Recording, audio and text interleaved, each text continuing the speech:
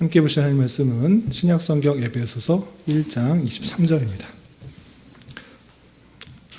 교회론 총복습하는 날인데 교회의 사명과 또 정체성을 잘 알려주는 에베소서 1장 23절 말씀을 함께 읽고 교회론 전체 복습을 하도록 하겠습니다. 신약성경 에베소서 1장 23절 말씀, 신약성경 311면 전후를 보시면 되겠습니다.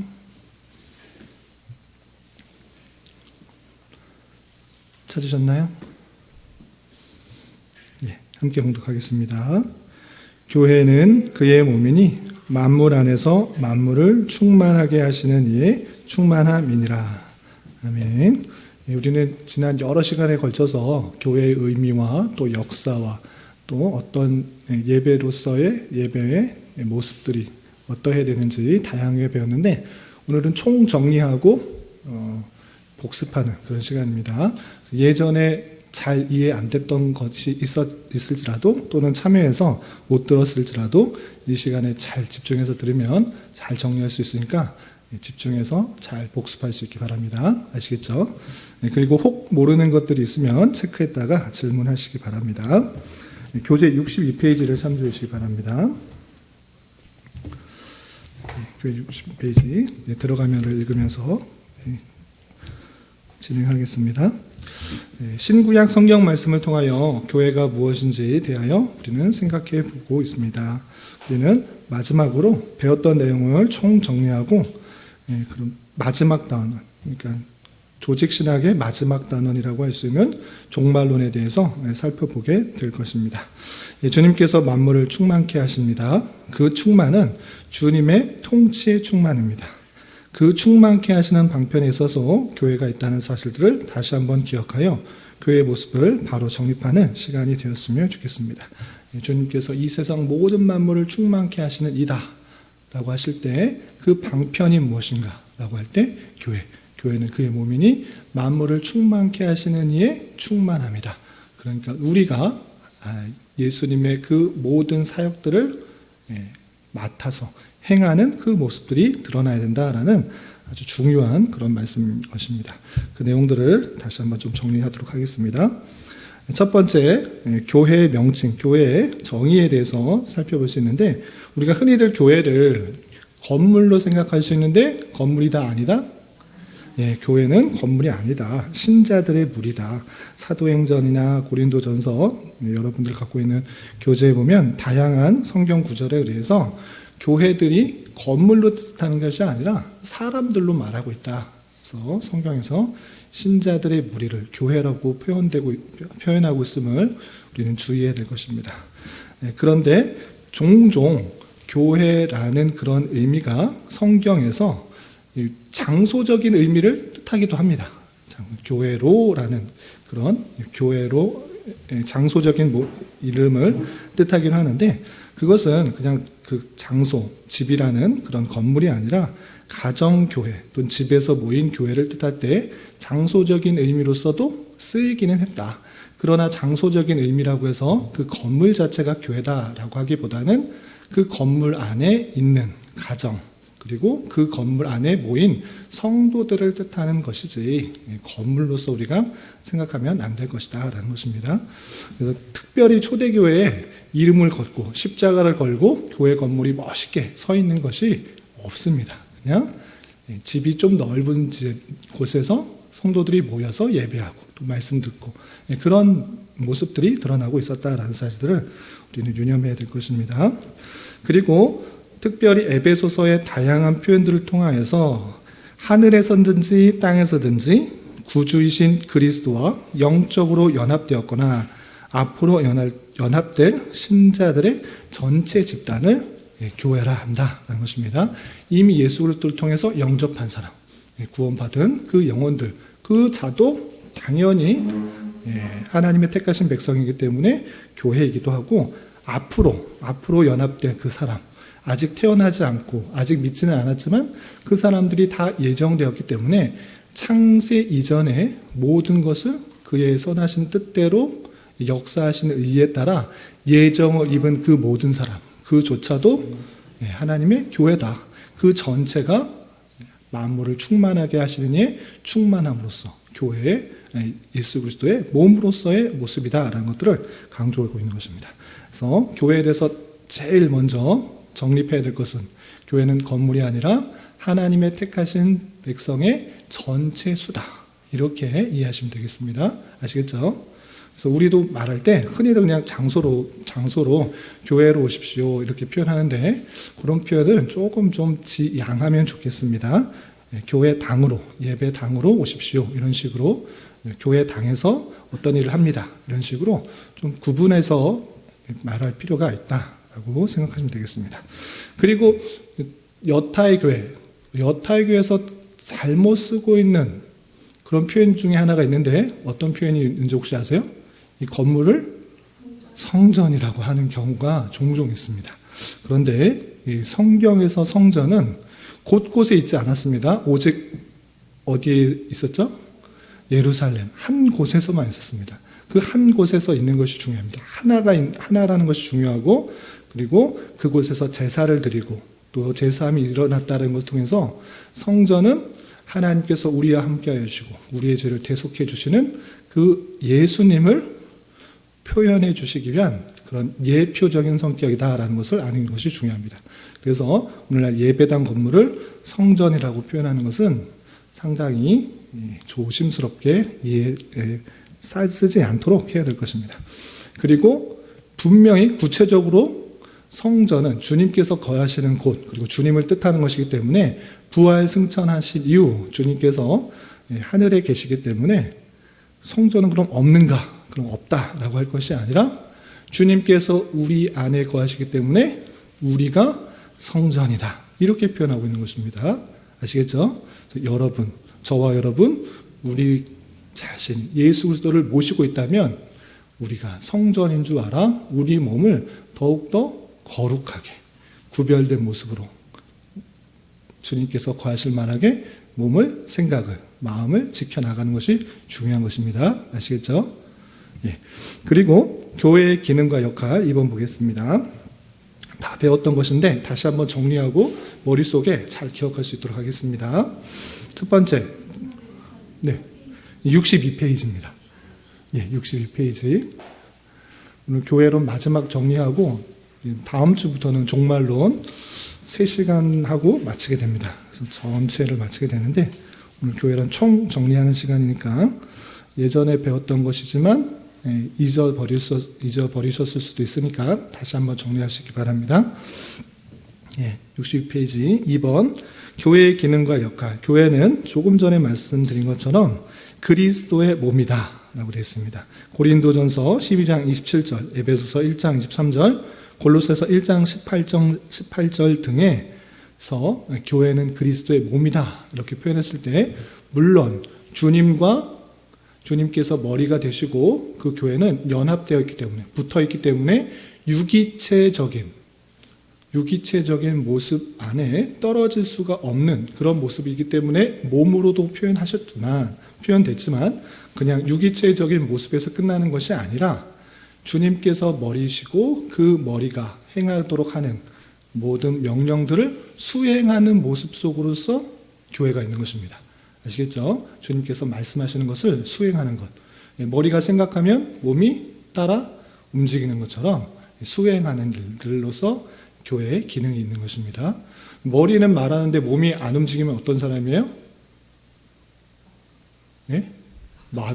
마비가 된 사람이겠죠. 신체를 제대로 쓸 수 없는 사람입니다. 우리는 그렇게 하지 말아야 됩니다. 하나님께서 어떤 말씀을 하셨는지 어떤 명령들을 하셨는지 잘 깨달아 그 말씀대로 수행하는 그런 역할들을 해야 되는 것입니다.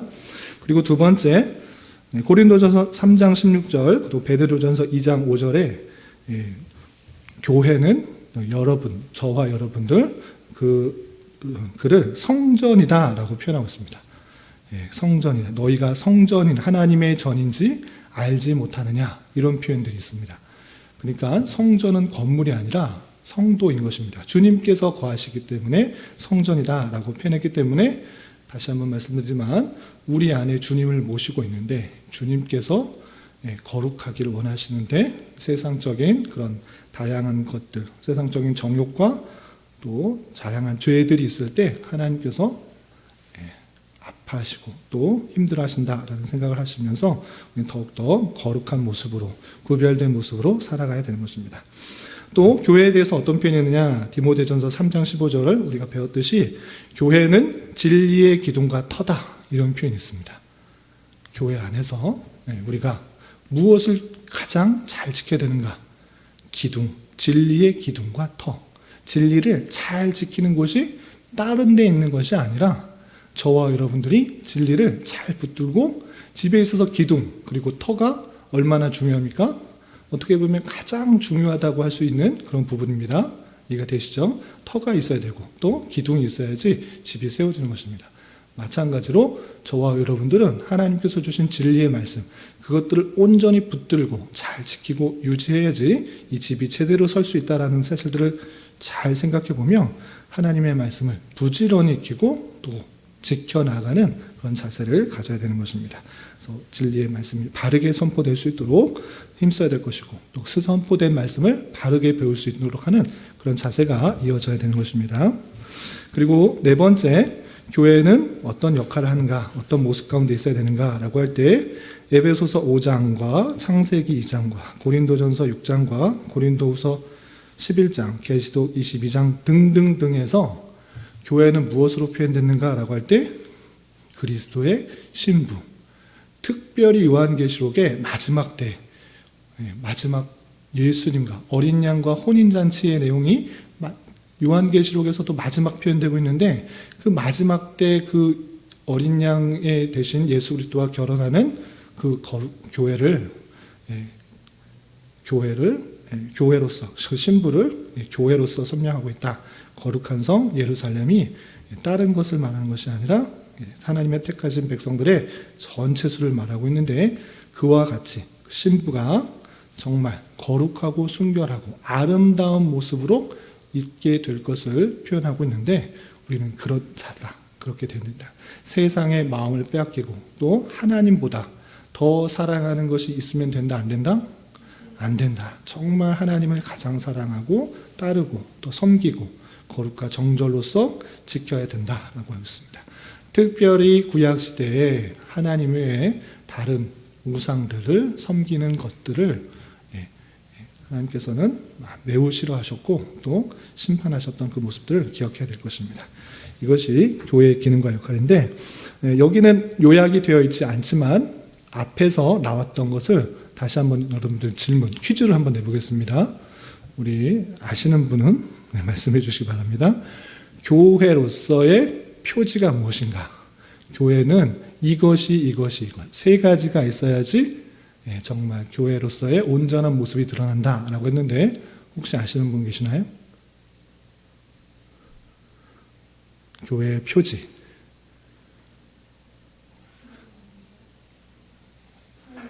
성리, 말씀, 권징. 앞에서 우리가 배웠는데 다시 한번 말씀드리겠습니다. 다른 것들이 많이 있을 수 있습니다. 그러나 하나님께서 원하시는 그 교회가 참 교회인가를 구분할 수 있는 표지, 사인, 그건 무엇이냐라고 할 때 하나님의 말씀이 온전히 선포되고 있는가. 말씀이 선포되지 않는 그런 중세시대의 교회들이 있었기 때문에 특별히 종교개혁자들은 말씀이 온전히 들리도록 깨닫도록 선포되는 것 아주 귀중하게 생각했습니다. 그리고 두 번째는 무엇인가? 성례가 온전히 집행되고 있는가? 하나님께서 말씀하신 성경 말씀에서는 분명히 알려주신 성례는 몇 가지죠? 두 가지. 뭐하고 세례와 성찬 두 가지인데 중세 시대에서는 두 가지 외에 5가지를 더 붙여가지고 그것을 행함으로써 의롭게 된다는 그런 잘못된 그런 성례의식을 갖고 있었습니다. 그래서 그런 것이 아니라 하나님께서 알려주신 방식에 있어서의 그 성례, 그게 올바르게 집행돼야 된다. 그래서 말씀과 성례를 아주 귀중한 교회의 표지로 말했던 것입니다. 그리고 덧붙여서 말씀과 성례가 시행되는 것 외에 하나님께서 교회에게 주신 권세가 있습니다. 그건 무엇입니까? 권징, 치리, 천국 열쇠권을 주신 것입니다. 근데 베드로에게만 주신 것이 아니라 베드로와 같이 고백하는 그 회에 그 무리들에게 주셨기 때문에 그것을 통해서 권징을 통해서 교회의 순수성과 거룩성을 지켜나가고 하나님의 말씀대로 온전히 통치될 수 있는 놀라운 권세를 주셨다. 이것을 아는 것이 중요합니다. 교회는 친목단체가 아니에요. 그냥 구원받은 사람끼리 먹고 즐겁고 놀라고 이것에서 그치는 것이 아니라 올바르게 살아가지 않을 때 그것을 권징을 통해서 바로 잡아가는 일을 주님께서 직접 하실 수도 있으시지만 특별히 교회의 7위회를 통해서 이루어 나가도록 했다. 그것을 아는 것이 중요합니다.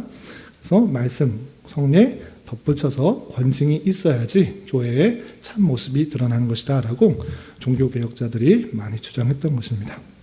그리고 3번 보시면 그런 하나님의 택하신 백성들의 전체 수가 어떤 식의 역사적으로 어떻게 변화되어 가고 있는가 그것을 우리 배웠는데 첫 번째 족장 시대에서는 가족 단위로 모였습니다. 가족 안에서 하나님의 말씀이 지켜지기 때문에 교회의 모습이 어떻게 모이는 것이 아니라 그 가정이 자체가 교회였어요. 그래서 그 가정 안에서 말씀이 선포되고 또 제사도 드리기도 하고 또 하나님 말씀대로 살아가기에 더 노력했던 그 모습들이 특별히 율법이 주어지지 않았을 때 특별히 하나님의 택하신 백성들에게 신비한 방법으로 하나님의 뜻이 계속적으로 전달되어서 지켜나가는 경건한 가족들이 있었다라는 것입니다. 노아도 마찬가지고 또 아브람도 마찬가지로 족장 시대 때는 경건한 가족 그 자체가 교회의 모습이었다라는 것입니다. 그런데 한참 뒤에 모세 시대가 되면 한 국가 자체, 하나님의 택하시는 그 백성들 자체, 그 번성한 그 자체, 이스라엘 백성들 12지파 그 자체가 하나의 국가이지만 하나의 교회가 되었습니다.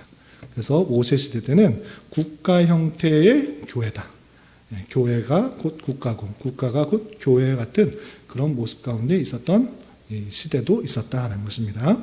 그리고 한참 이후에 그 이스라엘 백성들, 그 택하신 백성들에만 국한된 것이 아니라 교회의 모습이 이제 신약 시대로 오면 특별히 오순절 성령 강림 시대에 하나님께서 놀라운 성령의 은혜를 부어주셔서 만민에게 복음이 전파되는 그런 세계로 복음이 뻗쳐가는 세계 속의 교회의 모습들이 드러나게 되었다.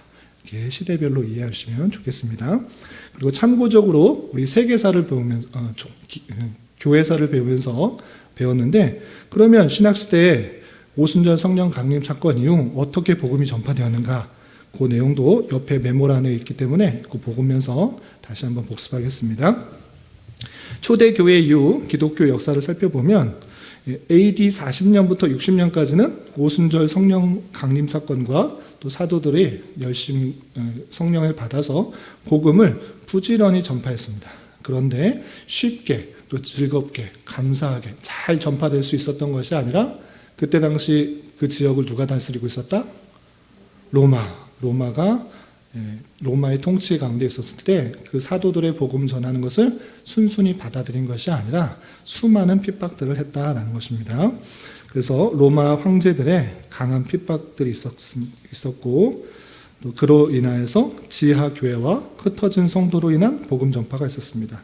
그래서 체포도, 고문도, 화형도, 추방도, 재산 몰수도 그렇게 강한 핍박들이 있었음에도 불구하고 그 복음의 참된 진리와 은혜를 깨달은 자로서는 죽으면 죽으리라라는 그런 생각으로 그 신앙들을 저버리지 않고 또 흩어져 가면서 숨어가면서 또 도덕성과 또 빛과 소금된 역할들 잘 감당함으로 죽음을 두려워하지 않는 그 신앙생활을 보면서 더 많은 사람들이 기독교를 믿고 예수를 영접하는 일이 있었다.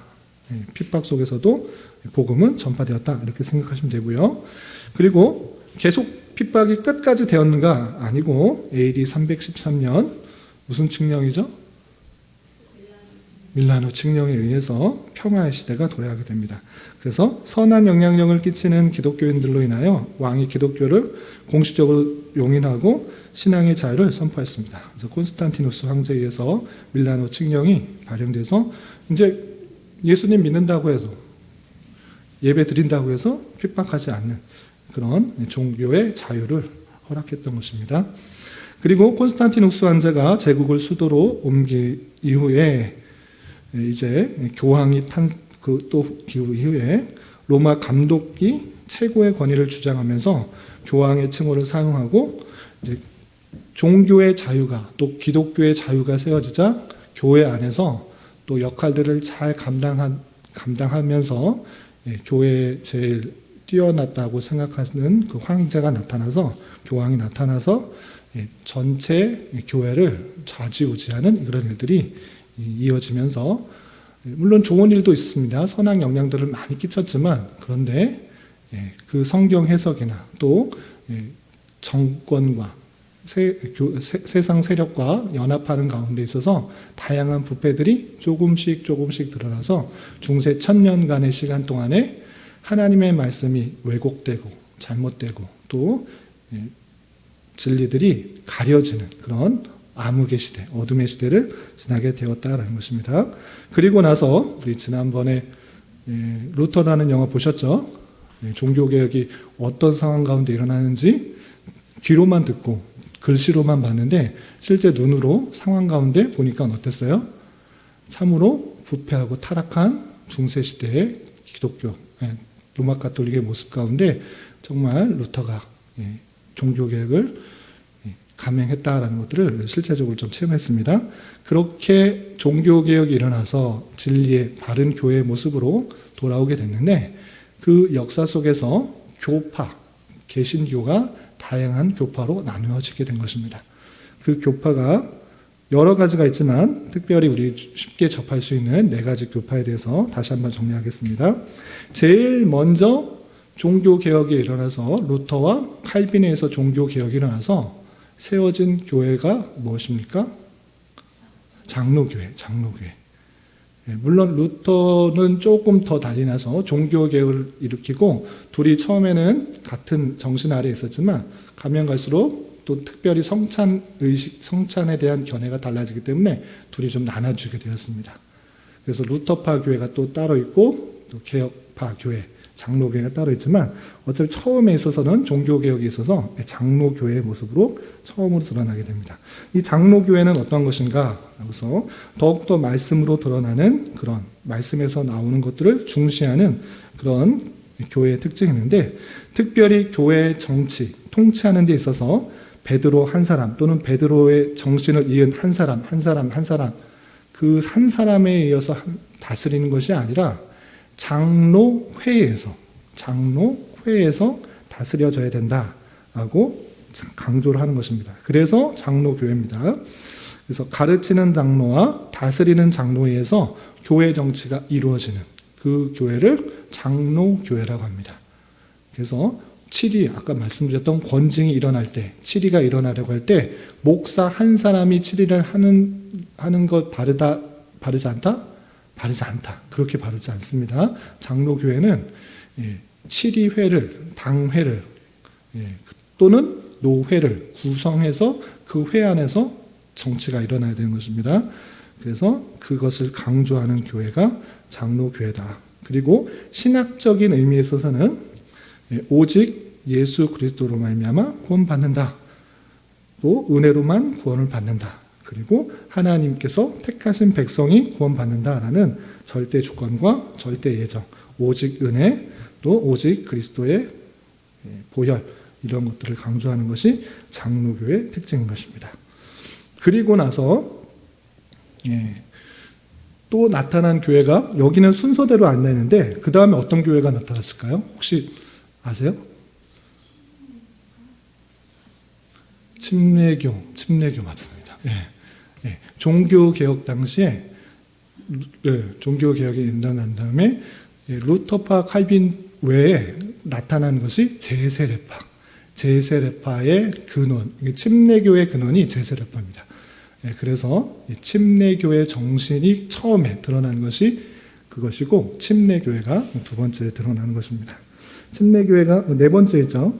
침례교회는 교회 안에서의 독립적인 것을 강조합니다. 노회, 총회 이런 것이 있는 것이 아니라 그 교회는 그 각자 내용들이 있기 때문에 간섭할 수 없다. 이렇게 말하고, 특별히 신학적으로는 예정론을 말하지 않고 또 자신의 신앙 고백을 중시합니다. 그래서 유아 세례를 준다 안 준다? 안 준다. 그리고 세례할 때도 반드시 침례의 방법, 물속에 완전히 담가서 거듭나는 것을 강조하는 그런 특징이 있습니다. 그런 특징이 나타나서 제세례파의 정신을 받아서 1602년경에 침례교회가 만들어지게 되는 것을 볼 수 있습니다. 그 다음에 만들어진 교회는 어떤 걸까요? 감리교. 예, 감리교. 감리교는 그 종교개혁 시대 당시에 알미니안이라는 학자가 나타나서 주장했던 그 신학 정신을 이어받은 누구죠? 웨슬리. 예, 웨슬리가 1719년경에 만들게 됩니다. 그때 당시에 그냥 내가 만들겠다 이렇게 한 것이 아니라 그 종교개혁의 정신을 받았음에도 불구하고 신학적 정신은 가지고 또 많은 좋은 것은 가졌음에도 불구하고 실제의 삶으로 드러나는 그 모습들이 많이 부족했어요. 그래서 이 웨슬리라는 사람은 경건한 삶을 살아야 된다. 그리고 우리의 열심들을 드러내야 된다. 이렇게 강조한 그 나머지 알미니안적인 신학 사상을 그대로 들어와서 완전 부패한 거 아니다. 우리의 결심과 노력과 또 하나님의 협력, 그 사상들을 가지고 우리는 더 경건한 삶을 살아야 된다라는 것을 강조하면서 드러나게 됐던 것입니다. 그래서 감리교가 등장하게 되었고, 이 감리교의 특징은 장로교와 상당히 반대적입니다. 물론 예수님 믿고 구원받는 것, 이건 같습니다. 이거는 개신교에서 부인할 수 없는 그런 사실입니다. 성경에서 말하고 있는 이신칭의 사상은 부정하지 않지만 그 방법에 있어서 약간 다릅니다. 어떤 다른 것이냐라고 할 때, 우리 장로교에서는 사람은 완전히 타락했다. 전적 타락을 말하지만 감리교에서는 전적 타락을 말하지 않습니다. 타락은 했는데 인간의 자유의지가 있다. 완전히 우리가 아무것도 할 수 없는 것이 아니라 하나님께서 은혜를 주시면 그 은혜에 협력하여서 우리가 결단하고 우리가 결심해야 된다. 인간의 협력 사상을 강조하고 있는 것을 볼 수 있습니다. 그리고 예수님께서 이 땅에 오셔서 돌아가신 것은, 십자가에 달려 돌아가신 것은 택하신 사람만이 아니라 이 세상 모든 사람들, 하나님께서 이 세상 모든 사람을 사랑하셨기 때문에 그 보편적인 사랑과 보편적인 속죄를 위해서 이 땅에 오셨고 십자가에 달려 돌아가셨다라고 주장을 합니다. 그러나 우리는 여러 신앙 고백서에 의해서 그것이 아니라 예수님께서 오신 것은 전혀 모르는 사람을 위해서 돌아가신 것이 아니고 분명히 예정된 사람이 있고 그 예정된 사람을 주님께서 아셨고 주님께서 기도하시기도 또 말씀하시기도 가르치시기도 내 백성이 있고 그렇지 않은 사람이 있다. 그리고 하나님께 택하신 백성이 있고 그렇지 않은 백성이 있고 주님께서 내게 주신 양이 있고 나는 그를 위해서 기도하고 간구하고 나간다라는 것들을 분명히 말씀하셨다라는 사실을 우리는 잘 깨달아야 될 것입니다. 그래서 감리교는 무제한적, 보편적 속죄 그리고 자유의지를 인정하고 부분적 타락을 인정하는 장로교하고는 조금 다른 신학적 견해를 갖고 있다라는 것입니다. 그리고 나타나는 교회가 어딜까요?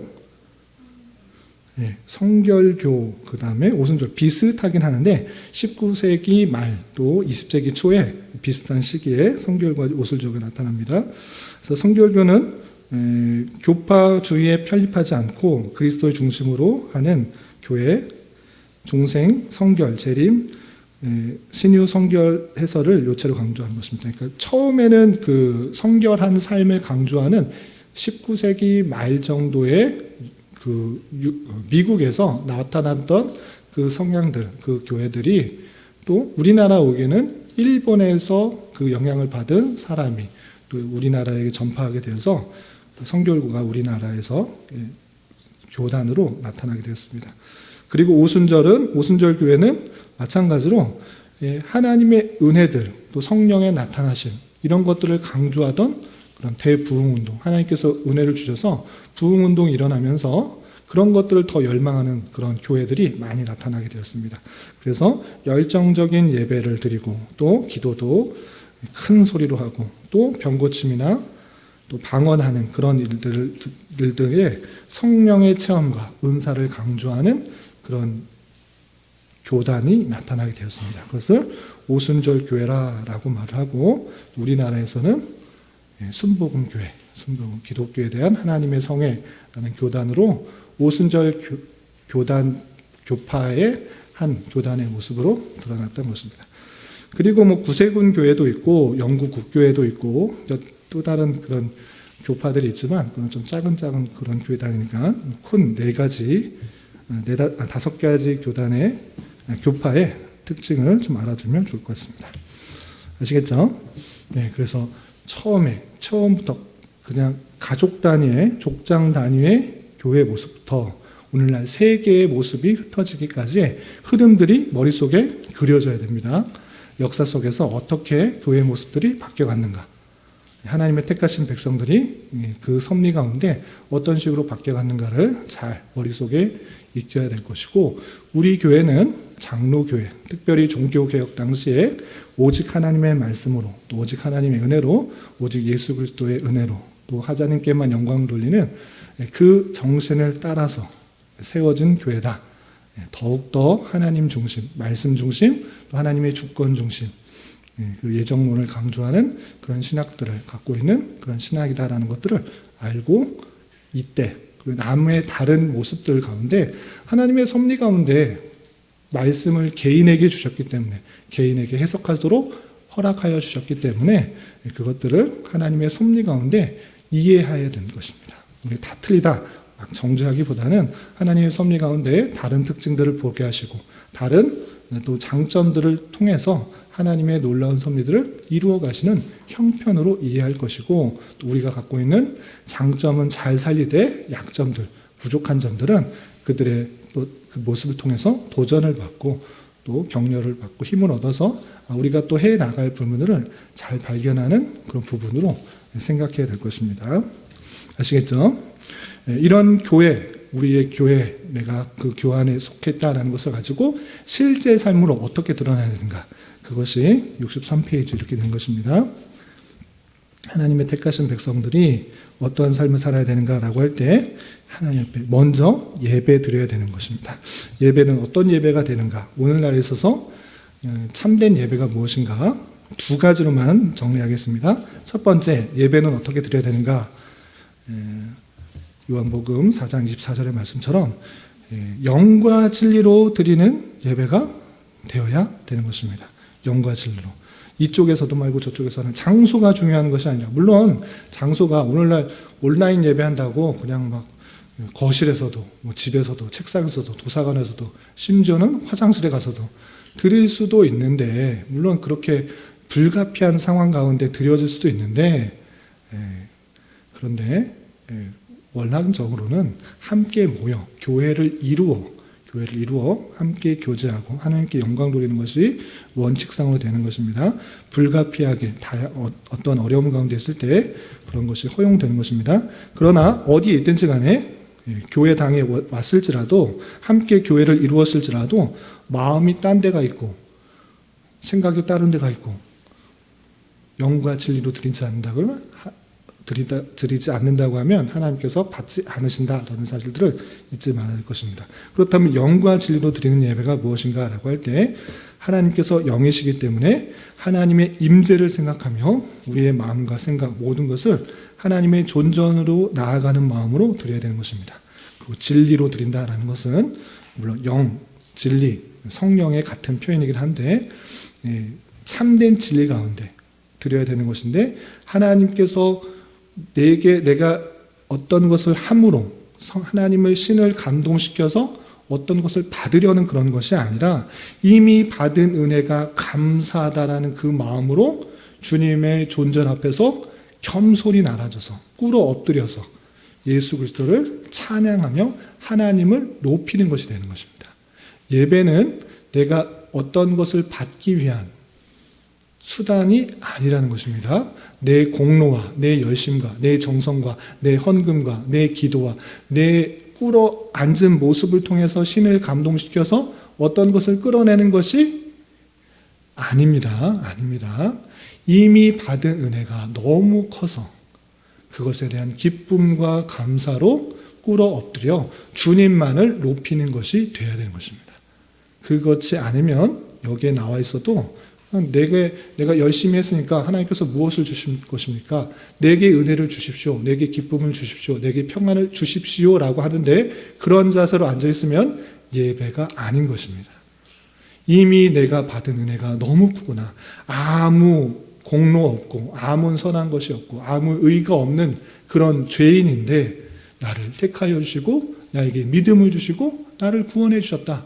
그 사실이 너무나 기쁘고 감사해서 내가 가진 것도 드리고 내 가진 시간도 드리고 내가 봉사도 하는 것이고 예배도 드리고 하는 것이고 모든 신앙적 행위는 하나님께 무엇을 받아내려고 하는 것이 절대 아니라 이미 받은 은혜가 감사해서 드려지는 것, 하나님만 높여지는 것, 하나님께 경배하는 것, 그것이 되어야 되는 것입니다.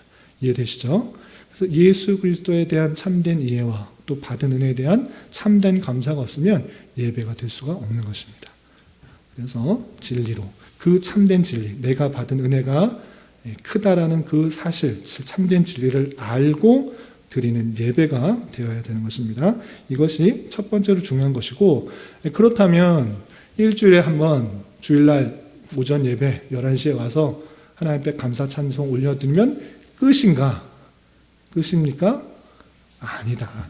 그것은 일주일에 한 번 주일날 와서 예배 드리는 것은 이 땅에서의 삶이 끝나고 천국에 가서의 영원한 쉼이 있고 하나님께 경배 찬송하는 그 천국의 모습들을 연습하는 그런 생각할 수 있도록 하는 장이고 매일의 삶에 있어서 예배를 드려야 된다라고 성경은 분명히 말씀하고 있는 것입니다.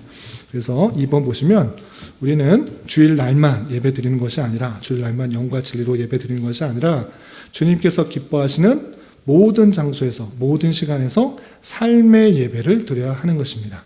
이제 죄 사함을 위한 제사를 드리지는 않고 우리에게 주어진 날들을 이미 주신 은혜에 따라서 감사와 감격으로 살아야 하며 각자의 삶의 처소에서 하나님을 모시는 마음 가운데 구속하신 예수 그리스도에 대한 감사와 찬양으로서 삶으로서의 예배가 있어야 되는 것입니다. 예배당에 나와서만 하나님 찬양하고 하나님 말씀 듣고 기뻐하고 감사하는 것이 아니라 어디에 있었든지 간에 내가 받은 은혜가 크다 감사하며 찬송하며 학원에 있든지 학교에 있든지 집에 있든지 어디 길을 돌아다니든지 기뻐하며 감사함으로 하나님께만 영광을 돌리고 하나님께만 찬송 돌리는 그런 삶을 살아야 되는 것입니다. 로마서 12장 1절 우리 예전에 찾아봤는데 아주 중요한 말씀이 있습니다. 제가 한번 읽어드리겠습니다. 로마서 12장 1절에 보면 너희 몸을 하나님이 기뻐하시는 거룩한 산 제물로 드리라. 이는 너희가 드릴 영적 예배다라고 표현하고 있습니다. 주일날만 와서 예배드린 것, 그 예배다. 물론 예배입니다. 그러나 너희 몸을 하나님께서 받으실 만한 산 제물로 드려라. 몸 자체를 온전히 다 하나님께 드려라. 라고 하고 있습니다. 그것이 우리의 영적 예배다. 우리가 마땅히 드려야 할 영적 예배다. 라고 하고 있습니다. 그 삶에 있어서 하나님께 찬양하고 영광 돌리는 내 삶 전체를 하나님께서 뜻하신 바대로 살아가는 그런 모습으로 영광 돌리기 힘쓰는 그런 삶의 예우로서 드러나야 되는 것입니다. 그리고 사무엘상 15장 22절 어떤 말씀이 있냐?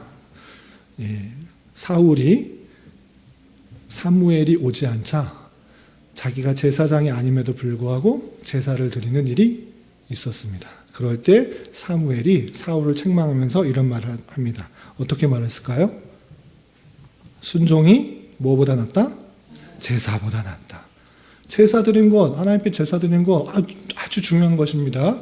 그러나 그 제사의 목적도 다르고 방법도 달랐던 것입니다.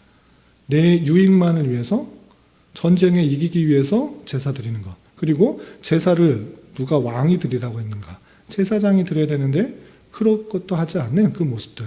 그 제사 자체, 그것이 중요한 것이 아니라 하나님의 말씀을 따르는 것. 그것이 중요하다라고 하고 있는 모습을 깨달아야 될 것입니다. 그리고 뒤이어서 듣는 것이 순양의 기름보다 낫다라는 그런 표현이 있습니다. 그래서 주님의 말씀에 대한 실천과 순종함으로 예배 드리는 그 자체 아주 중요합니다.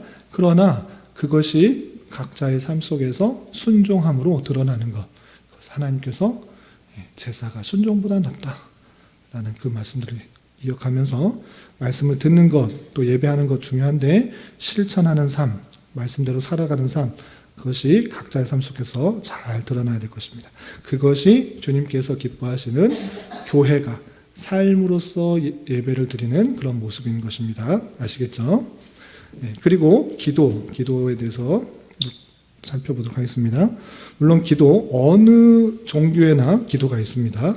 열심히 기도하고 또 108번 절하면서 기도하고 밤을 새면서 기도하고 금식하면서 기도하고 다양한 기도들이 있는데, 그럼 기도를 통해서 하늘을 감동시켜서, 그래서 하나님께서 그 신이 그 감동한 것을 가지고 그대로 행한다 라고 할 때, 그러면 좋은 것 같아 보이지만 상당히 위험하게 되는 것입니다. 어떻게 되느냐, 서로의 원하는 것들이, 이 땅의 다양한 원함들이 충돌될 수 있는 것입니다. 그 충돌을 서로의 공로와 서로의 열심과 그런 것들로 이루어진다고 하면 이게 하나님, 신이 어떻게 할 것인가, 그런 어려움에 봉착하게 되는 것입니다. 성경에서는 기도를 열심히 했기 때문에, 또는 부르짖었기 때문에, 또는 금식하기 때문에 이루어진다라고 표현된 것이 아니라, 자세히 보면 하나님의 뜻이기 때문에 그것이 이루어진다라고 표현하고 있습니다. 너희가 작은 겨자씨만한 믿음이 있을지라도 이 산이 들려서 또 바다에 옮겨지리라 라고 했던 그것은 겨자씨만한, 하나님께서 불가능한 일이 없을 것이라는 그 믿음, 참된 믿음, 하나님의 뜻, 그 뜻을 가지고 기도할 때 그 불가능한 것도 이루어진다라는 그 말씀을 하는 것을 볼 수 있습니다. 그래서 특별히 장로교에서는 아까 말씀드린 것처럼 하나님의 주권, 하나님의 예정, 이것을 강조합니다. 성경에 분명히 그런 표현들이 있습니다. 하나님께서 허락하지 않으시면 참새 한 마리도 떨어지지 않는다. 이런 표현이 있을 때 하나님께서 이 세상 모든 만물을 주관하신다라는 그 사실들을 갖고 있는데, 그렇다면 사람이 왜 기도해야 되는가를 이해되는 것입니다. 하나님께서 창조 이전에 그 모든 선하신 뜻을 다 계획해 놓으셨고 그것을 이루어 나가시는데 왜 기도해야 되는가? 기도하지 않아도 하나님께서 그 일들을 행하실 것인데 왜 성도들을 기도하게 하셨는가? 그것을 생각해야 된다는 것입니다. 그럴 때 에스겔서 36장 살펴본 것처럼 36장에 잘 나와 있는데 37절, 하나님께서 이스라엘 백성들을 포로에서 건져내신다. 하나님의 주권 가운데 회복시키신다. 그들이 회개해서, 그리고 그들이 뒤우쳐서 돌아오는 것이 아니라 내가 말하였기 때문에, 내가 뜻하였기 때문에 그들이 되돌아올 것이다. 이렇게 표현하고 있습니다. 그렇다면 하나님께서 그 주권 가운데 약속하신 대로 70년 만에 회복시키실 것인데 아무것도 그들이 할 필요 없다라고 말했습니까? 아니면 무엇을 해야 된다고 말씀하셨습니까? 아무것도 하지 말라고 그랬습니까? 하나님의 주권 가운데 다 회복됐는데도 불구하고 그래도 이것이 내게 이루어지기를 기도하여야 할지라, 이렇게 표현하고 있습니다. 기도 안 한다고 그 일이 안 일어나는 것도 아닙니다. 기도하지 않아도 하나님께서 그 일을 충분히 하실 수 있습니다. 여러분들의 기도의 능력이 부족해서 하나님께서 못 하시는 것이 아닙니다. 하나님께서 그냥 하시면 하실 수 있습니다. 하나님께서 어떤 도움을 받아서 천지를 창조하시고 이 세상을 운영하는 거 전혀 아닌 것입니다. 하나님께서는 전능하시기 때문에 뜻하신 것을 마음대로 하실 수 있습니다. 그리고 그 포로에서 회복되는 것도 내가 말했기 때문에, 약속했기 때문에 돌아온 것이다. 그런데도 불구하고 그것이 내게 이루어야 할지라 라고 표현하고 있습니다. 왜 그렇습니까?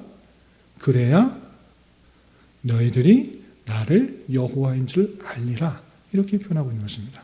그렇기 때문에 기도하지 않으면 모든 것들이 다 우연히 그렇게 됐나 보다 라고 하지만 하나님의 뜻을 알고 그 뜻이 이루어지기를 계속적으로 기도하게 되면 하나님께서 정말 말씀하신 것들이 이루어졌구나, 신실하게 이루어졌다는 것을 깨닫게 된다는 것입니다. 그래서 기도하시는 이유는 무엇인가? 하나님께서 능력이 없으셔서 그 성도들의 기도를 도움을 받아서 이렇게 하는 것이 아니라 하나님의 역사와 하나님의 주권과 하나님의 섭리를 성도들에게 깨닫게 하기 위한 방편으로서 역사하신다라는 사실들을 잊지 말아야 될 것입니다. 그래서 우리는 하나님의 역사심을 경험하고 깨닫게 하시기 위하여 기도해야 할 상황을 만드시며 그 뜻을 간구하게 하신다는 사실들을 알고 더욱더 기도함으로 하나님의 선하신 뜻을 깨달아야 되는 것입니다. 우리의 어렵고 힘든 상황, 왜 이렇게 어렵고 힘든 상황이 찾아왔습니까? 원망 불평하는 것이 아니라 하나님께서 기도하라는 뜻으로 알고 기도할 때 여러 가지 것들을 필요에 따라 또 내 생각에 따라서 기도할 때 그 뜻이 정말 이루어지면, 내 기도에 따라서 이루어지면 하나님께서 이렇게 하시기 위해서 내가 기도하게 하신 것이구나 라고 경험하게 되는 것입니다. 그리고 그 뜻이 이루어지지 않는다고 하면 하나님께서 지금 당장에 그것을 이루어지게 하시지 않는 그런 뜻이 있구나를 깨닫게 되는 것입니다. 하나님을 경험하게 하는 수단으로 있다는 것입니다. 특별히 신앙들을 지식적으로만 아니라 실제 삶으로 깨닫게 하는 방편에 있어서 기도의 중요성을 말했습니다. 여러분들이 하나님을 경험하기 위해서는 정말 마음 다해서 상황 속에서 하나님의 역사를 기도할 때 응답하시는 것들을 신실하게 응답하시고 역사하시고 나타나시는 것을 깨닫게 함으로 말미암아 하나님이 진짜라 계시다라는 것을 경험하게 될 것입니다. 그렇게 하나님을 깨닫기 위한 방편으로서 기도를 잘 할 수 있기 바랍니다. 그리고 조금 더 한 걸음 나가서 그렇다면 기도는 누가 하는 것인가 라고 할 때 과연 내가 하는 것인가 라는 것이라기보다는 하나님께서 우리에게 기도하게 하셔서 하나님의 뜻을 깨닫게 하신다라는 것을 우리는 생각해 볼 수 있는 것입니다. 그래서 하나님의 주권을 실행하기 위해서, 보여주시기 위해서, 나타나시기 위해서 성도들에게 기도하게 하시는 것입니다. 그래서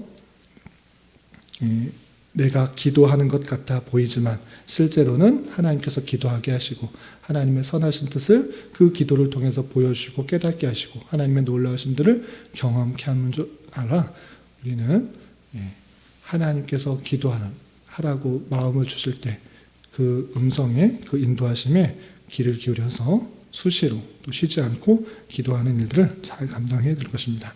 그리고 한 걸음 더 나아가서 우리가 기도했다고 하면 하나님께서 마음을 주셔서 기도하게 하셨다고 하면 그냥 기도로서 끝나는 것이 아니라 그 기도가 이루어지기 위해서 행동하는 것들이 필요한 것입니다.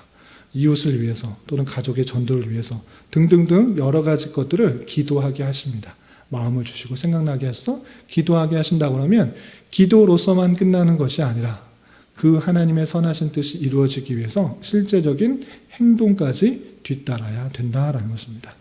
그래서 개인적으로 적용을 하자면 목사로서 하나님의 말씀을 잘 설교하고 진리의 말씀을 잘 드러내게 해주십시오 라고 하루 24시간 동안 24시간 중에 10시간을 기도하고 마는 것이 아니라 그러면 하나님께서 놀라운 은혜를 번뜩 주셔서 진리를 막 전하게 하는 것이 아니라 10시간 기도하지 말고 5시간 기도하고 5시간은 부지런히 성경 말씀 읽고 성경을 찾아보고 주석을 찾아보고 다른 내용들도 찾아보고 다른 견해들을 찾아봐서 잘 이해하는 방식으로 깨달아야지 잘 전할 수 있는 것입니다. 그래서 기도만 하는 것이 아니라 그 기도가 이루어지기 위해서는 실제적으로 행동하는 삶이 필요한 것입니다. 여러분들도 공부 열심히 해서 좋은 대학 가게 해주십시오. 좋은 회사에 취직하게 해주십시오. 라고 등등등의 얘기를 나름대로의 기도를 할 수 있습니다. 또는 옆집 사람을 또는 가족을 전도하게 해주십시오. 밤낮 부르짖어 기도할 수 있습니다. 기도가 잘못된 건 아닙니다. 하나님께서 마음을 주셔서 기도하게 하십니다. 그런데 기도는 하는데 공부는 하잖아. 좋은 대학 가게 해주십시오. 라고 기도는 하는데 맨날 TV 보고 유튜브 보고 놀고 친구들하고 어울리고 공부는 하나도 안 해. 그 기도가 참된 기도인가? 그 기도에 따른 실제적인 삶이 이어져야 하나님께서 원하시는 것이다 라고 할 수가 있는 것이고 또 이웃을 전도하기 위해서는 그냥 기도만 계속해서 하는 것이 아니라 그의 그리스도의 사랑이 어떠한 것인지, 내가 받은 은혜가 무엇인지를 삶으로서, 말로서 풍성하게 드러나게 될 때 자연스럽게 그 전도가 될 수가 있는 것입니다. 그래서 기도하는 것 그 자체 중요하지만 그 기도대로 실제로 삶을 살아가는 것, 그것도 확장적인 의미에 있어서 기도다라고 할 수가 있는 것입니다. 하나님의 주권을 이루기 위한 행함으로써 기도, 행하는 것 자체가 기도가 될 수 있다는 사실로 실제 잘 하나님의 뜻을 행할 수 있는 자가 되어야 될 것입니다. 그리고 마지막 찬양에 대해서 지난주에 배웠는데, 찬양 그 자체가 찬송, 찬양, 하나님을 높이고 하나님을 영광 돌리는 것입니다.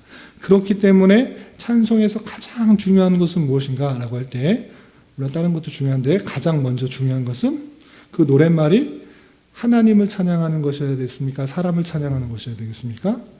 하나님을 찬양해야 되는 것입니다. 그런데 지난주에도 살펴봤듯이 하나님을 찬양하는 것이 아닌 것도 있습니다. 여러 개 있어요. 젊은이를 찬양하고, 나라를 찬양하고, 어머니를 찬양하고 하는 것들이 많이 있고, 또 찬송가 안에서도 성경과 다른 내용이 있었습니까? 없었습니까? 있었어요. 성경에서 다른 내용도 성경에서 그렇게 말하고 있지 않은데, 마귀들이라는 표현이 나오지 않는데 마귀들 이렇게 표현한 거나, 아니면 마리아, 어떤 마리아였죠? 막달라 마리아, 베다니 마리아인데 막달라 마리아. 성경에 대해서 잘못 이해하고 써 있는 것도 있다. 성경을 다르게 표현하는 그런 찬양, 가사가 정말 중요한데 그렇지 않은 그런 표현도 있습니다. 그리고 지난주에 말씀 못 드렸는데, 우리의 신학적 개념에 있어서 천년 왕국은 지금인데, 찬송가에 보면 천년 왕국이 이를 때 이런 표현이 있어요. 천년 왕국을 앞으로 올 그런 것으로 받아들이는 그런 신학적 개념에 있어서의 다른 이해의 찬송들도 많이 있습니다. 우리 개혁 신학에 또는 그 장로교 신학에 맞는 찬송가만 있는 것이 아니라 다른 신학들을 갖고 있는 찬송들이 함께 섞여 있기 때문에 우리가 찬송하는 데는 조금 안 맞는 것들이 많이 있어요. 그래서 찬송을 아무거나 찬송가에 있다고 해서 함부로 부르는 것도 상당히 조심스럽다. 그래서 노랫말이 맞는지 틀린지, 내 신앙과 맞는지 틀린지, 성경과 맞는지 틀린지 살펴보는 것이 선행되어야 된다. 그렇지 않으면 찬송은 하고 있지만, 찬송가를 부르고 있지만 전혀 하나님을 높이지 않는, 내 신앙하고 맞지 않는 그런 잘못된 신앙으로 나갈 수 있는 줄 알아 상당히 조심해야 되겠다라는 것이고, 그리고 어떤 찬송들은 가사가 잘 전달되지 않고 무슨 뜻인지도 잘 모르는 상태에서 부르는 경우가 많이 있어요. 그렇지 않고 가사가 무슨 뜻인지를 잘 드러낼 수 있는 곡조와 멜로디가 될 수 있어야 되는데, 이것이 가장 잘 드러나는 것이 무엇인가라고 할 때 뭐라고 했죠? 시편 찬송. 시편 찬송이 가장 하나님께서 우리가 어떻게 찬송해야 되는지를 알려주는 그런 것이 시편이에요. 시편은 구약시대나 또 신약시대 또 초대교회 당시에 하나님을 높이기 위해서 불렀던 찬송입니다. 그래서 가장 건전한 것입니다. 하나님께서 주셨던 그런 가사이기 때문에 그 곡조는 잘 드러나고 있지 않고 어떻게 불렀는지는 잘 알 수 없습니다. 그러나 그 노랫말 자체는 아주 중요한 줄 알아 우리가 시편 찬송을 부르는 건 상당히 좋다라고 할 수 있겠습니다. 그리고 두 번째, 찬송은 부르지만 마음을 다해서 찬송하지 않으면 아무 소용 없는 것입니다. 우리 어버이날 이제 좀 지났는데 또 스승의 날도 다 나오는데, 부모님한테 감사하는데 감사합니다, 선생님 감사합니다, 아무 영혼 없이 하면 선생님이나 부모님이 좋아할까요? 좋아하지 않을까요? 안 좋아하잖아요. 그러니까 정말 진심을 담아서, 마음을 담아서 감사하고 또 고맙다라는 표현을 할 때 그 마음이 전달되는 것처럼, 우리가 바른 가사의 내용을 갖고 있다고 해도 아무런 뜻도 없고 감정도 담고 있지 않고 실제 내 삶에 결부되지 않으면서 찬양하는 것은 하나님께서 기뻐하지 않을 것입니다. 사무엘상 16장 7절에서 보시면, 16장 7절을 보시면 하나님께서는 인간의 중심을 보신다. 마음의 중심을 보신다. 겉을 보는 것이 아니라 그 마음을 보신다.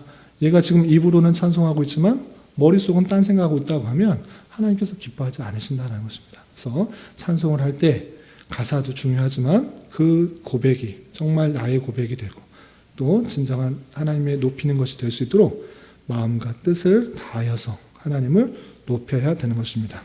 그리고 마지막으로 그 찬송을 통해서 반주자가 드러나거나 찬양 인도자가 드러나거나 찬양대가 드러나거나 어떤 사람의 뛰어남, 사람의 뛰어남이 드러나면 된다, 안 된다? 안 된다. 오직 하나님께만 영광이 드러나야 될 것입니다. 그래서 찬양을 통해서 드러나야 할 분은 오직 하나님, 그리고 하나님의 성품, 하나님께서 하신 사역들, 그것이 높여져야 되고 그것이 영광 돌려야 되는 것입니다. 그런데 찬양을 통해 찬양팀의 이미지가 떠오르고 또는 어떤 반주자의 이미지가 떨어지고 어떤 지휘자가 떠오르고 어떤 곡의 그런 기교만 떠오르고 또 어떤 감정만 나온다고 하면 그것은 잘못된 것일 수 있다. 오직 하나님께만 드러나고 하나님이 어떠하셨다는 것을 깊이 고백하고 또 노래하는 것들이 되어야지 바른 찬양이다 라고 할 수 있는 것입니다. 여기까지가 교회가 어떠한 것인지 또 교회의 모습이 실제 우리의 삶으로 또 찬양으로 기도로 어떻게 들어가야 되는지 교회 전체에 대해서 살펴봤는데 혹시 궁금한 거 있으시면 질문하시고 또 정리하도록 하겠습니다. 루터 영화에서 보니까 네. 프로테스탄트 교회라고 나오는데 그게 개신교 네. 맞죠? 예, 개신교입니다. 프로테스탄트, 그러니까 종교 개혁을 통해서 나온 그 교회를 개신교, 프로테스탄트 교회라고 하는데 그 교회가 이제 성격과 성경의 이해에 따라서 교파로 나뉘게 되었죠. 예. 그래서 아까 말한 것처럼 장로교, 침례교, 감리교, 성결교, 고순절교회, 또 영국으로 넘어가서는 또 조금 복합적인 영국 국교회가 또 생기게 되었고 다양한 모습들을 이렇게 드러나게 교파로 나타났습니다. 종교개혁 쓸 때 이때가 네. 영국의 우리 교회가 개혁파 교회가 영향을 받는 게 독일 맞지요?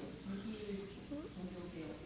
독일이 그러니까 이렇게 생각하시면 됩니다. 루터 독일에서 종교개혁이 일어났고, 칼뱅은 프랑스 사람이지만 프랑스에서 개혁 운동을 하다가 스위스로 넘어가서 스위스에서 종교개혁의 제네바시에서 아주 그 도시를 자체를 종교개혁의 도시로 바꿨습니다. 그러면서 영향력을 많이 끼쳤는데 그때 영국에 있는 사람이나 독일에 있는 사람이나 여러 사람들이 칼뱅과 교류를 하면서 많은 영향을 주게 되었고 그리고 그 교회를 세우는 그 곳곳에서 개혁교회, 장로교회가 세워지는 것입니다. 그런데 이제 그 교회가 칼뱅의 영향을 받은 데에서는 리폼드 처치라는 이름이 붙이고 영국에 넘어갔을 때 특별히 스코틀랜드에서는 스코틀랜드 장로교회가 세워지는데 스코틀랜드와 영국 그리고 미국으로 넘어가서 우리에게 영향을 때는 장로교회라는 이름으로 더 알려진 것입니다. 그게 지금 넓은 의미의 네. 개혁교회는 장로교회잖아요. 넓은 의미라기보다는 개혁교와 장로교회 같은 건데, 근데 영향을 지금 개혁교회. 그러니까 지금 장로교회 안에서도 또 개혁파교회. 그러니까 원래적으로는 장로교회면 개혁파 교회야 되는데 그러지 못한 그 역사적 현실이 있어서 우리는 개혁파 정신을 따르는 그런 교회라 그래서 개혁파 교회라고 이렇게 말하는 것입니다. 근데 그 개혁파 정신을 따르는데 네. 영국의 종교계 스코틀랜드에 네. 영향을 받은 게 네. 그러니까 원래 장로교회인데 네. 개혁파 우리가 지금 따르는 그 정신을 따르는 게 칼빈의 개혁파 정신을 따르는 거죠. 그러니까 그 칼빈이 제네바 신학교를 열면서 다양한 사람들과 교회하는데 스코틀랜드의 존 낙스가 이제 그 영향을 받아서 스코틀랜드에서 장로교회를 이렇게 이루게 되고 그 영향을 받아서 이제 밑에는 그 아래는 잉글랜드는 이제 개혁 정신은 들어갔는데 이제 로마 교황과의 그 관계 때문에 영국 성공회가 되잖아요. 영국 성공회대로 이제 하라고 이제 스코틀랜드에게 압박을 줬다가 무슨 소리냐, 우리는 개혁교회 하겠다고 해서 전쟁이 일어나고 이 웨스트민스터 사원에서 어떤 게 정확하냐라고 회의를 통해서 한 것이 이제 웨스트민스터 신앙 고백서고, 그것을 통해서 이제 바른 신학의 내용들이 들어가는 거고, 장로교회라고 하면 스코틀랜드나 그런 개혁교회나 이런 것들을 이제 중심으로 하자라고 퍼지게 되었고, 거기서 영국에서 핍박받던 사람들이 청교도 정신을 가지고 미국을 넘어가면서 세웠던 것들이 이제 장로교회의 모습으로 있는 것이고, 북장로교회, 남정로교회 또 선교사 파송들이 우리나라에 오게 되고, 그런 선교사 파송될 때에 그 정신들이 이제 많이 희박해졌죠. 개혁교회 그거보다 이 나라는 구원받는 게 중요하다. 예수님 믿는 게 중요하다 해서 북장교회, 남장교회 또 감리교회 다 선교사들이 왔을 때 그 교리를 가르친 게 아니고 12신조라고 아주 간단하게 정말 중요한 12가지만 가르쳐줬어요. 그리고 이제 예수님 믿는 것에 대해서 강조점을 두다 보니까 이제 교리의 내용들은 거의 이제 희박해져서 장로교회이지만 그냥 뭐 예수님 믿는 것에 정도에 만족하는 그런 정도에 있다가 이제 70년대, 80년대 이제 들어오면서 많이 공부하고 개혁교회의 내용들을 갖고 있는 그런 교수님이나 신학자들이 많이 와서 전파하게 되었죠. 그래서 장로교회는 원래 이것 갖고 있는 거구나. 그리고 감리교는 이런 거였구나. 근데 이제 우리나라 전체에서는 역사적으로 봤을 때 장로교회도 감리교 같고, 감리교회도 장로교 같고, 침례교회도 전혀 이제 헷갈리는, 그냥 목사님의 성향에 따라서, 그냥 자라온 배경에 따라서 교회가 운영되는 건 맞는데, 간판이 장로교회라고 하면, 물론 교단이 어떻게 분명히 소속되어 있다고 하면, 그것에 대한 정신은 알고 있어야 되겠다. 그리고 그거를 부지런히 가르치고, 근데 그 정신이 정말 성경적이고, 전체 성경에서 맞는 것이고, 목숨 걸어가면서 지켜왔던 신앙 고백들인데, 그리고 전혀 신경 쓰지도 않고, 그냥 오늘날 그냥 내가 좋은 신학, 내가 좋은 하나님, 나를 위한 찬양, 예배, 뭐 헌신, 봉사, 이렇게 돼가고 있는 것에 대해서 우리는 그것도 물론 뭐 다 치부하기 전에 목숨 걸면서 지켜왔던 그 신앙 고백서들이 무엇인지를 살펴보고 정리를 했던 내용들이 무엇인지를 살펴볼 때 그것이 얼마나 귀중한 것인가 잘 깨닫고 그것을 이제 잘 알게 되면 다른 것에 이제 하기가 쉽지 않죠. 그것이 참 진리다라는 것을 알게 됩니다. 그래서 이제 개혁교회와 장로교회는 그 흐름상으로는 칼빙의 직접적인 영향을 받은 그런 대륙에 있는 교회들에 있어서는 리폼드 처치라는 표현이 많이 붙고, 같은 신학 정신인데 영국으로 넘어가면서 또 미국과 이렇게 연대해서는 장로교회라는 프레스바이터리안이라는 처치라는 이름으로, 왜냐하면 웨스트민스터에서 교회와 국가의 관계에 있어서의 논의와 그 다음에 그 교회를 통치하는 것이 누구냐, 이것에 관점이 있었거든요. 그러면 그 교회의 열쇠권은 프레스바이터리안이다, 노회다, 장로들의 모임이다, 이것을 강조했어요. 그런데 거의 칼뱅의 영향을 받았던 사람들은 그렇게 별로 신경을 안 썼거든요. 자신의 이제 리폼도 해야 된다, 성경을 개혁하고 원래의 폼으로 돌아와야 된다, 이것을 강조했기 때문에 리폼드 처치라는 이름으로 개혁교회라는 모습으로 있지만, 신학은 같은 거죠. 신학은 같은데 더 여기 장로교회는 정치체제에 좀 강조점을 더 둔 그런 모습의 이름이 붙어야 된다.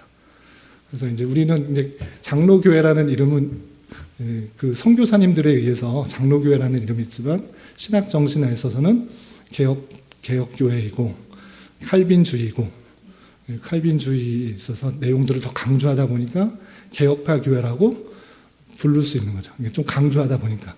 그런데 장로교회는 원래는 다 개혁파 교회여야 되는 것입니다.